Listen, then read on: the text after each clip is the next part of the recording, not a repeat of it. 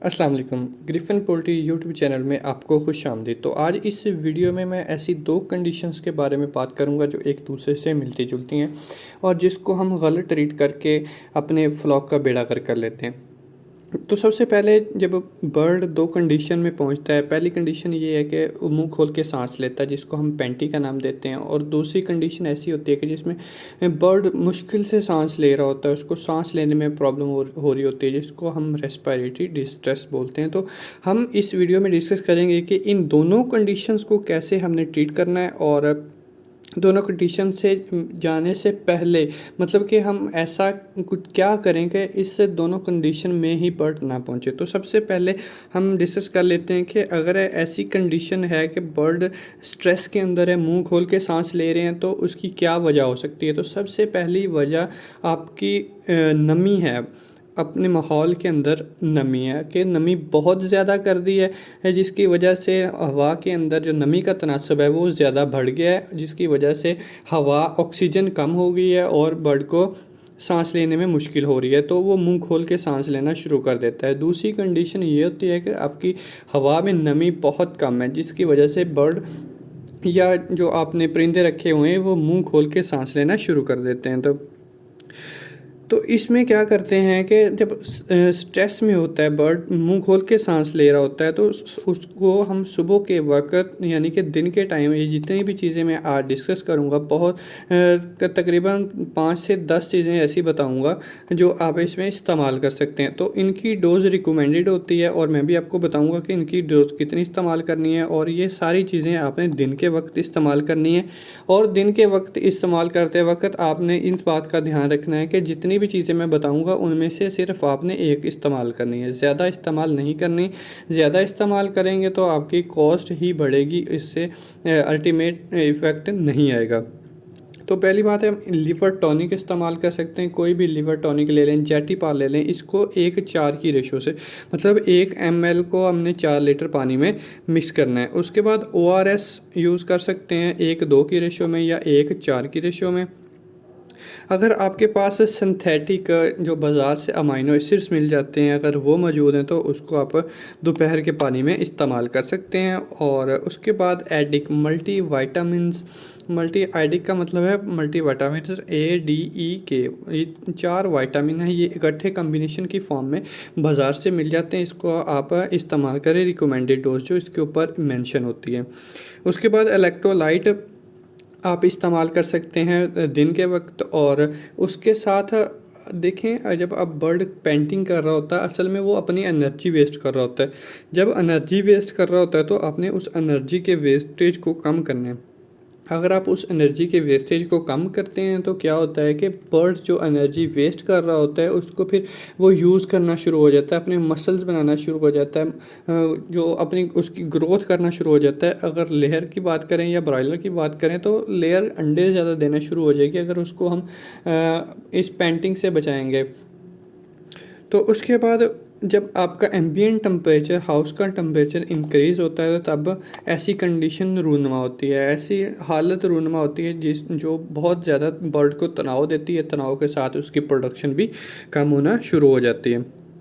तो दूसरी चीज़ इसमें क्या थी कि रेस्पिरेटरी डिस्ट्रेस था, यानी कि उसको मुंह खोल के सांस लेने में या सांस लेने में दुश्वारी हो रही होती है।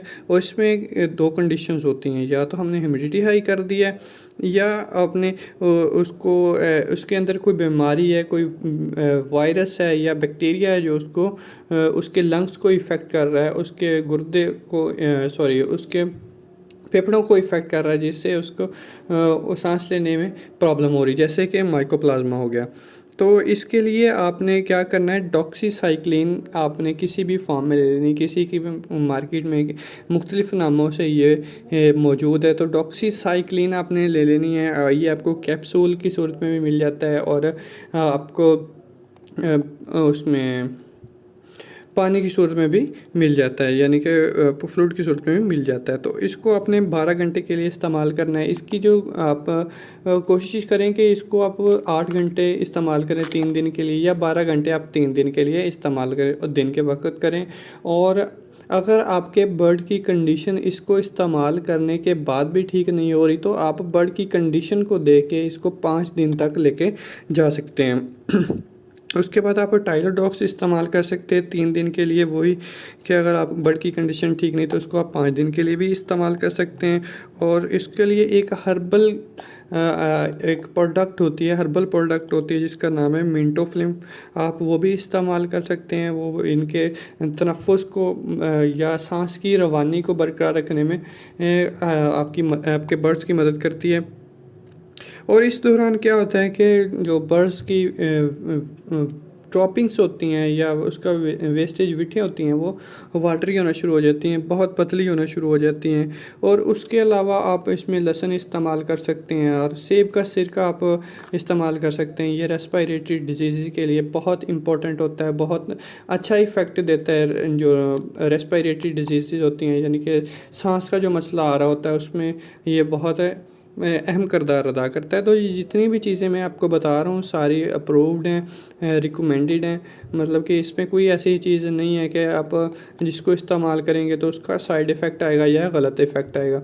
और उसके अलावा आप विटामिन सी दे सकते हैं।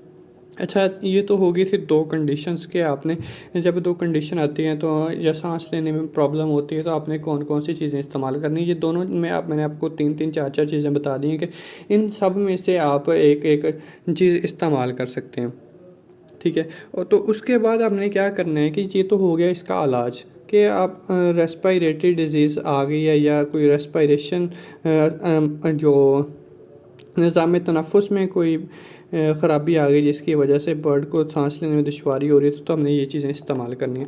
तो उसके साथ साथ आपने स्पोर्टिव थेरेपी करनी है। स्पोर्टिव थेरेपी का मतलब ये है कि कोई और आपको जो बर्ड हैं उसमें रेस्पिरेटरी डिजीज़ आई हुई है, मतलब कि सांस की बीमारी आई हुई है, तो उसको कोई और बीमारी अटैक ना करे तो उसके लिए आपने उसको स्पोर्टिव थेरेपी देनी होती है, एडिशनल चीज़ें देनी होती है। उसके लिए आप ये ब्रूफेन यूज़ कर सकते हैं और पैनाडोल का सिरप इस्तेमाल कर सकते हैं। ये सारी चीज़ें आप इस्तेमाल करते हुए अपने बर्ड्स को बाकी कंडीशंस और बाकी रेस्पिरेटरी डिजीज़ से बचा सकते हैं।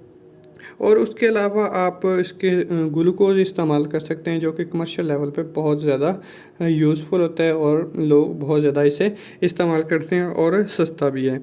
तो इसके दौरान जब रेस्पिरेटरी डिजीज़ आती हैं तो इसको हमें कैसे पता चलता है, तो इसकी अगर आपके बर्ड्स की आइज़ नज़दीक रेडिश होना शुरू हो गई हैं, मतलब सुर्खी माइल होना शुरू हो जाती हैं और उसके नथने गंदे होने शुरू हो जाते हैं और जो वीठें होती हैं वो बिल्कुल पतली होना शुरू हो जाती हैं, तो आप समझ लें कि आपके बर्ड्स के अंदर कौन सी बीमारी चल रही है, रेस्पिरेटरी डिजीज़ चल रही है जिसको आपने स्पोर्टिव थेरेपी करनी। तो ये जितनी भी चीज़ें मिलाई हैं उसके अलावा आप दालचीनी इस्तेमाल कर सकते हैं, उसको ग्राइंड करें और ग्राइंड करने के बाद आप उसको अच्छे से फीड के अंदर मिक्स कर दें या उसको पानी के अंदर इस्तेमाल कर सकते हैं। तो इसको इस्तेमाल से आप जो निज़ाम है वो भी ठीक होता है और जो निज़ाम तनफ़ुस है वो भी ठीक होता है, सांस में रवानी आती है। तो अगर आपको मेरी वीडियो अच्छी लगी है तो मेरा चैनल ज़रूर सब्सक्राइब करें। अल्लाह हाफ़िज़।